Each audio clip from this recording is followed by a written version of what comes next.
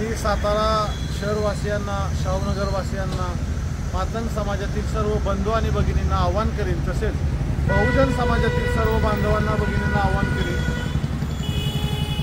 उद्या दिनांक 2 सप्टेंबर रोजी सकल मातंग समाजाचा भव्य असा मेळावा होत आहे।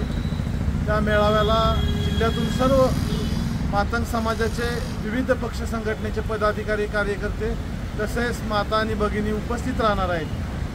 माझं सांगण्याचं तात्पर्य एवढंच आहे, हा सकल मातंग समाजाने ठेवलेला मेळावा हा याच्या अगोदर कधी झालेला नाही आहे, परंतु काही ठराविक सातारा शहरातील प्रमुख पदाधिकाऱ्यांनी याचं नियोजन केलेलं आहे।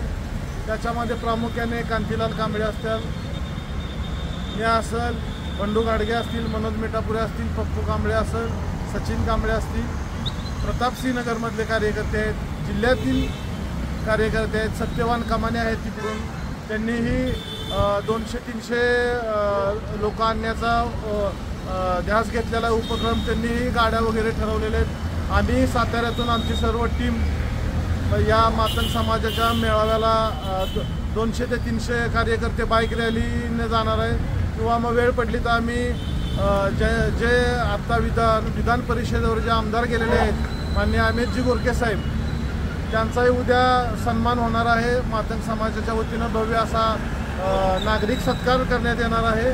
त्याचं ठिकाण आहे जिल्हा मध्यवर्ती बँकेचा जो हॉल आहे, त्या हॉलमध्ये कार्यक्रम ठेवण्यात आलेला आहे तो, आणि त्याचं सकाळचं 11 वाजताचं टायमिंग आहे।